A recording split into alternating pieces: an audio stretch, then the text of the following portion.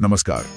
आज हम हनुमान बल, भक्ति और अद्भुत कहानियों के स्रोतों से मिली कुछ दिलचस्प बातों पर गौर करेंगे। जी, कोशिश ये समझने की है कि हनुमान जी सिर्फ राम भक्त ही नहीं बल्कि इससे कहीं ज्यादा है। हाँ, मतलब बल, भक्ति, विनम्रता और यहाँ तक कि एक चिरंजीवी सत्ता के प्रतीक। बिल्कुल। और कुछ ऐसी कहानियों के जरिए जो शायद उतनी आम नहीं है। हाँ, तो हम उनके बचपन की एक घटना देखेंगे, शनिदेव से उनका वो अनोखा मुकाबला, पाताल लोक की वीरता, रामायण लिखने और फिर उसे मिटाने वाली बात भी, और कलयुग में उनकी उपस्थिति का रहस्य। तो चलिए शुरू करते हैं। जी, शुरुआत बचपन से ही करते हैं। वो कहानी तो काफी प्रसिद्ध है, जब बालक हनुमान ने सूर्य को देखा। हाँ, एक लाल फल समझकर, और उसे निगलने के लिए उड़ चले आकाश में। सोचिए, पूरी सृष्टि में अंधेरा छा गया, देवता सब चिंतित हो गए। और फिर इंद्र का वज्र प्रहार, उससे वो मूर्छित हो गए थे ना। हाँ, बिल्कुल।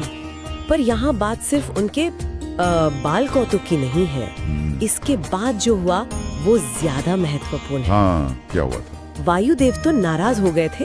फिर ब्रह्मा जी आए, उन्होंने हनुमान जी को न सिर्फ ठीक किया बल्कि अमरता का वरदान दिया। अमरता और भी कुछ?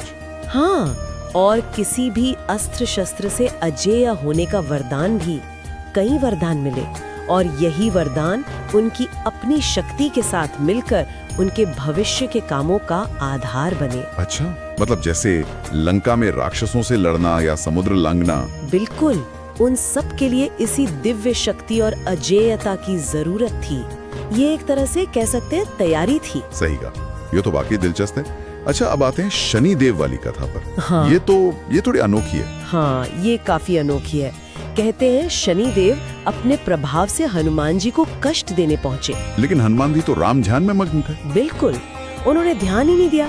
शनिदेव कोशिश करते रहे तो हनुमान जी ने बस सहज ही उन्हें अपनी पूंछ में लपेट लिया। क्या? पूंछ में लपेट लिया शनिदेव को। हाँ। और अपने काम करते रहे।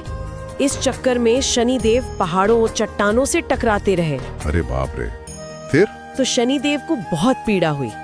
उन्होंने क्षमा मांगी, तब हनुमान जी ने छोड़ा उन्हें। और तभी शनिदेव ने वचन दिया था। जी हाँ, कि वो हनुमान भक्तों को कभी परेशान नहीं करेंगे।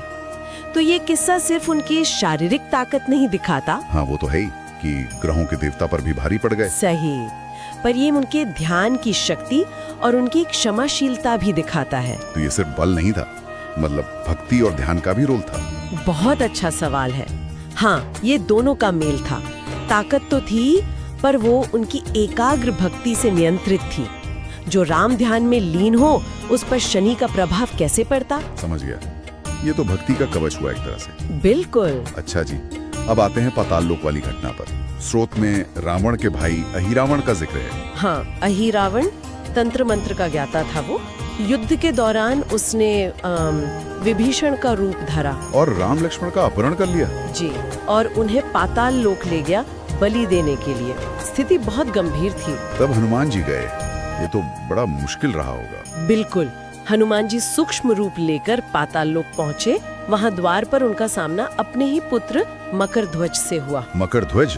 अच्छा, फिर? उसे हराया, फिर अंदर गए और बड़ी चतुराई से देवी की मूर्ति की जगह खुद बैठ गए। अच्छा। हाँ, और जब अहिरावण बलि देने आया तो हनुमान जी ने उसका वध कर दिया। कमाल है, मतलब बल भी और बुद्धि भी। जी, ये उनकी निष्ठा, उनकी बुद्धि और किसी भी हाल में लक्ष्य पाने की क्षमता दिखाता है। सिर्फ ताकत नहीं, रणनीति भी। सही कहा। अच्छा, एक किस्सा जो मुझे हमेशा बहुत सोचने पे मजबूर करता है, हनुमान जी का रामायण लिखना और फिर मिटा देना। हाँ, ये बहुत ही मार्मिक है। कहते हैं कि वाल्मीकि जी की रामायण के बाद हनुमान जी ने भी हिमालय पर शिलाओं पर नाखूनों से राम कथा लिखी। नाखूनों से? हाँ। शिलाओं पर? वाह। हाँ।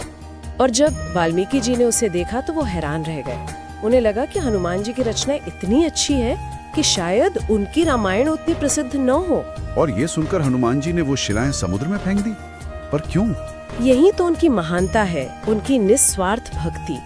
ये सिर्फ विनम्रता नहीं थी, ये समझ थी कि वाल्मीकि रामायण का अपना महत्व है। उन्हें कोई यश नहीं चाहिए था। मतलब श्रेय की कोई इच्छा नहीं? बिल्कुल नहीं। उनका काम सिर्फ राम की महिमा और दूसरों के सम्मान के लिए था। निष्काम कर्म का अद्भुत उदाहरण है ये। सचमुच, अपनी सर्वश्रेष्ठ रचना मिटा दी दूसरों के मान के लिए। ये तो कमाल है। जी और आखिर में कलयुग में उनके जीवित होने की बात, इस पर क्या मान्यता है? हाँ, कई परंपराएं मानती हैं कि हनुमान जी चिरंजीवी हैं, अमर हैं और आज भी पृथ्वी पर हैं सूक्ष्म रूप में। अच्छा। कहा जाता है कि जहाँ भी सच्ची श्रद्धा से राम नाम लिया जाता है या राम कथा होती है, वे वहाँ मौजूद रहते हैं। बिल्कुल। कई संतों ने, भक्तों ने उनकी उपस्थिति महसूस करने का दावा किया है। तो ये भक्तों के लिए एक तरह का आश्वासन है। बिल्कुल, निरंतर संरक्षण का प्रतीक। तो अगर इन सब कहानियों को एक साथ देखें, हनुमान जी का एक बहुत ही क्या कहते हैं, बहुआयामी रूप सामने आता है। बिल्कुल सही। वो सिर्फ भक्त शिरोमणि नहीं है, इन कथाओं में उनकी अपार शक्ति है, अटूट निष्ठा, अद्भुत पराक्रम, करुणा, विनम्रता, तेज बुद्धि और वो शाश्वत दिव्य उपस्थिति, सब कुछ झलकता है। जैसा स्रोत कहता है, साहस, सेवा और संकल्प के प्रति। जी हाँ। हर कहानी उनके चरित्र का एक नया पहलू जागर करती है। तो इस सब का निचोड़ क्या है? इन सारी कहानियों और गुणों पर सोचने के बाद एक सवाल मन में आता है जी, कि इन पौराणिक कथाओं से परे हनुमान जी की जो स्थायी विरासत है, उनके गुण जैसे निस्वार्थ सेवा, मुश्किल में धीरज, शक्ति के साथ विनम्रता, अटूट निष्ठा, ये आज के इस उलझे हुए जीवन में हमारे लिए प्रेरणा और मार्गदर्शन का स्रोत कैसे बन सकते हैं, ये सोचने के लिए एक अच्छा बिंदु है।